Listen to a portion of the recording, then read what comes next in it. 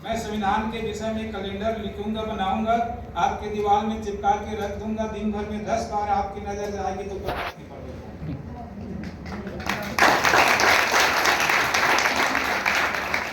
तो ये संविधान दर्शिका कैलेंडर ये मैंने बनाया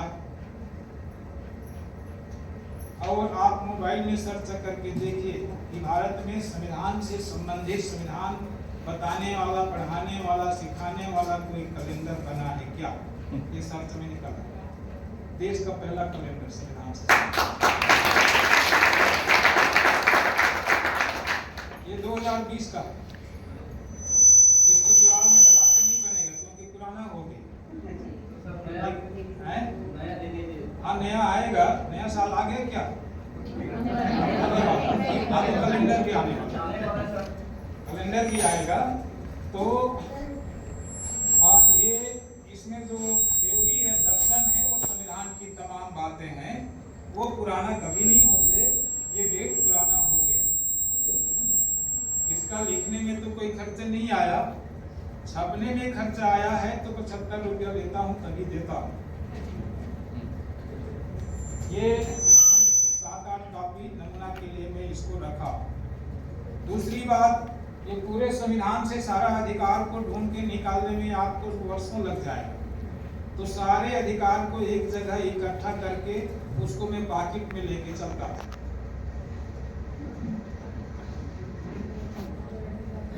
ये संविधान प्रदत्त अधिकार, जितना अधिकार जिस किसी के लिए है वो सारा अधिकार इसमें अनुच्छेद 22 लिखा गया है। सबके लिए सारा अधिकार। कोई भी पेज खुलेगा तो किसी न किसी अधिकार उसमें दिखेगा।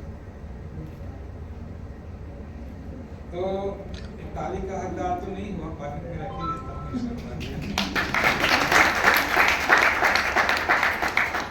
इसको भी लिखने का कोई खर्चा नहीं, लेकिन छपने का खर्चा आया है। 30 रुपया लेता हूँ तभी इसको दे पाता हूँ। लेकिन अभी मैंने नमूना के लिए इसको रखा है, देर समय तक ही मिल सकेगा। तो मेरी जिद ये है कि ये देश, ये समाज, ये मूल निवासी, ये बहुजन समाज संविधान पढ़ेगा। संविधान के अलावा इसके पास कोई विकल्प नहीं है। अगर अपना अधिकार पाने के लिए, मान सम्मान पाने के लिए और अपना सारा उचित प्रतिनिधित्व हासिल करने के लिए, जाति भेद खत्म करने के लिए, अंधविश्वास मिटाने के लिए, अन्याय अत्याचार को बंद करने के लिए, शोषण को मना करने के लिए, देश में राजपाट करने के लिए सिवाय संविधान के कोई विकल्प नहीं है। आज नहीं कल आपको संविधान पढ़ना पड़ेगा। कब पढ़ोगे आप जानो। ये हमारी नजरिया है। मैं चंद मिनट में बताना चाहूंगा कि संविधान में आपकी समस्या का कैसे समाधान है। आपके पास गरीबी है तो आप सीधा चले जाइए संविधान के अनुच्छेद 39 के पास। उसमें लिखा है, संविधान ने निर्देश दिया है, सरकार को निर्देश दिया है कि देश के तमाम महिला और पुरुष को जीवन यापन का पर्याप्त साधन सरकार, राज्य मुहैया कराएगा। जीवन यापन का पर्याप्त साधन मतलब एक दिन के परिवार के जीवन यापन में 10 सदस्य का परिवार है तो मान लिया जाए एक दिन का खर्चा आपका 1000 आता है, तो 1000 रुपया आप कमा सको। कमाने का कोई ना कोई साधन राज्य उपलब्ध कराएगा। साधन है तो ठीक है, नहीं है तो नौकरी देगा, और नौकरी दिया तो ठीक है, नहीं है तो आपको बेरोजगारी भत्ता देगा। ये सरकार की जिम्मेदारी, ये संविधान का आदेश है। जिस दिन अनुच्छेद 39 का पालन हो गया उस दिन देश के तमाम लोग गरीबी रेखा से ऊपर आ जाएंगे। तो इस अनुच्छेद का पालन कराना किसकी जवाबदेही है? इधर वालों की नहीं, इधर वालों की। तो संविधान का पालन कराना दिमाग में बैठा लिए कि इसका पालन हम कब तक करा पाएंगे। गरीबी की समस्या खत्म अनुच्छेद 39 का पालन होने पर, जाति भेद की समस्या खत्म अनुच्छेद 15 के पालन होने पर, एक एक अनुच्छेद के पालन होने पर आपके एक एक बड़ी बड़ी समस्या का खत्म हो जाता है ना। अच्छी उपयोगी चीज है संविधान। तो मैं ये कहना चाहता हूं कि संविधान का आप नाम लोगे तो संविधान विरोधी जो विचारधारा है वो अपने आप दूर भाग जाए, अपने आप किनारे हो जाएगा। क्यों किनारे हो जाएगा? इसके मुकाबला करने की क्षमता उसमें नहीं है, वो वैज्ञानिक नहीं है, वो काल्पनिक है। ये विधि सम्मत है, अब वो कानून के विरोध में है। ये वास्तविक है, अब वो काल्पनिक है। ये न्यायकारी है, न्यायप्रिय है, अब वो अन्यायी है। इस समाज को पढ़ने लिखने का अधिकार नहीं मिलना चाहिए, ये तो अन्याय की बात है। ये जातिवाद पसंद नहीं करता, वो जातिवाद पसंद करता है। कौन सा? संविधान विरोधी विचारधारा। तो देश में कहां-कहां संविधान विरोधी विचारधारा है, कौन-कौन लोग संविधान विरोधी हैं, उनका नाम नहीं ले रहा। वो वही लोग परिचय देंगे अपना अपना, मुंह खोलेंगे तो पता चलेगा कि कौन संविधान का समर्थक है, कौन संविधान का विरोधी है। ये कार्यक्रम को करना हुआ तो किसने समर्थन किया और किसने विरोध किया, आप लोगों को मालूम। तो मैं आप लोगों से अपेक्षा ये रखता हूं कि हम संविधान के विषय में बोलने के लिए हर एक की जुबान को खुलवा सकते हैं, हाँ कि ना? खुलवा सकते हैं। अब मुझे अभी भी पूरा उम्मीद है, विश्वास है कि ये हीरक जयंती मनाना हमारा काम नहीं था, ये शासन प्रशासन का काम था। उसने नहीं किया तो सामाजिक संगठनों का काम था, राजनीतिक दलों का काम था। उसने भी नहीं किया तो अम्बेडकरवादियों का काम था, उसने भी नहीं किया तो जनता का काम हो गया।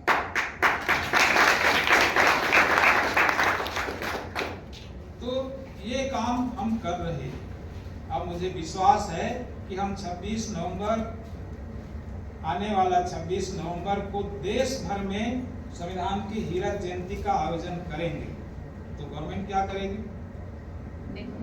इसका जवाब कैसे देगी? अमृत महोत्सव से।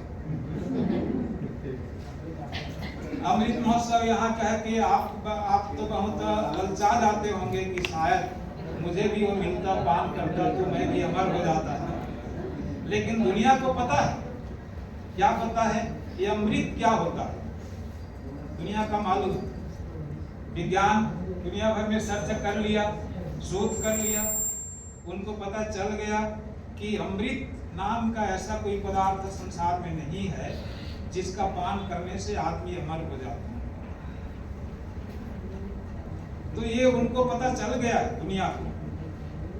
तो अमृत महोत्सव संविधान के हीरक जयंती का मुकाबला नहीं कर सकता, सामने खड़ा होकर मुकाबला नहीं कर सकता।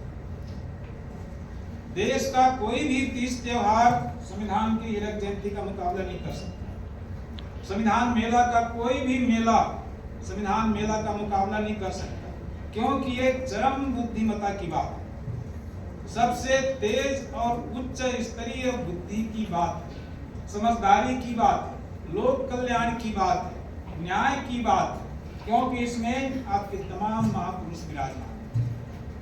ये पिछले 2500 वर्षों का आपका इतिहास है, इसमें संघर्ष है, महापुरुषों का बलिदानी है और देश का हित इसमें संरक्षित है। कोई कहेगा कि तुम्हारे महापुरुषों का इसमें है। संविधान के हालात क्या है? आज असहाय पड़ा हुआ है, कोई भी उसके खिलाफ कुछ भी बोल के चला जाता है, सरकार भी उसके खिलाफ काम करती रहती है, न्यायपालिका भी उसके खिलाफ फैसला देते रहते हैं। कोई नहीं है संविधान का। जिस देश का संविधान है उस देश में उस संविधान के हक में कोई खड़ा नहीं है, न कोई गाता है, न कोई बजाता है, न कोई गुणगान करता है, न कोई पढ़ता है, न कोई पढ़ाता है, न कोई कुछ नहीं करता। दुनिया का सबसे अच्छा संविधान दुनिया के सबसे बड़ा लोकतांत्रिक देश में असहाय पड़ा हुआ है 75 वर्षों तक।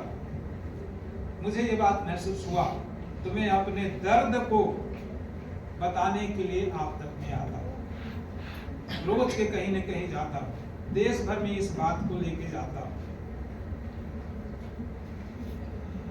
मुझे पीड़ा है, मुझे दर्द है, इसलिए इस बात को लेके जाता हूँ। बुद्ध के पास कोई बात की कमी नहीं थी, वो सम्राट थे जन्मजात, पैदा होने के पहले से राजा थे बुद्ध जी। लेकिन उसको जिस बात की तलाश थी उस बात के लिए सारे राजपाट घर द्वार को छोड़ करके आगे निकल गए। दुनिया का सबसे बड़ा विद्वान, नंबर 1 का विद्वान व्यक्ति 32 डिग्री धारी के पास कोई कमी नहीं हो सकती थी, लेकिन अपने जवान लड़कों को उनके डेथ होने पर कफन देने के लिए भी उसके पास पैसे नहीं थे। किसके लिए? आपके लिए, देश के लिए, समाज के लिए। तो साथियों, ये संविधान के साथ आप खड़ा हो जाइए। संविधान आपको माला माल कर देगा, सुरक्षित कर देगा, सम्मान देगा, सबके दिलाएगा, सब कुछ उसमें मौजूद है। जिस दिन ये देश का बहुजन समाज या मूल निवासी संविधान के साथ खड़ा हो जाएगा, उस दिन देश का कोई भी व्यक्ति संविधान के खिलाफ एक लफ्ज बोलने का हिम्मत नहीं करेगा। ताली तो बनती है, बजाओ चाहे ना बजाओ। तो क्या क्या कार्यक्रम हो सकते हैं, वो सारा कार्यक्रम को मैंने पम्फलेट में लिखा है। आप संविधान पाठशाला चला सकते हो। मेरी लाइव चली संविधान पाठशाला चल रही है, 1542 दिन हो गए आज। रोजाना ऑनलाइन पढ़ाते हैं, 3 क्लास पढ़ाता हूँ रोज की। और संविधान मेला करते हैं, सामूहिक संविधान अध्ययन करते हैं, संविधान ज्ञान परीक्षा का आयोजन करते हैं, संविधान पर प्रदर्शनी लगाते हैं। यहाँ व्यवस्था नहीं हो सकी इसलिए नहीं लगा सके, पूरा प्रदर्शनी लगा रहता है। तो ये तमाम कार्य हम करते हैं। तो ये जानकारी के लिए मैं आपको दिया, मैंने आप लोगों का बहुत समय लिया हूँ। तो अब मैं अपनी वाणी को यही समेटता हूँ।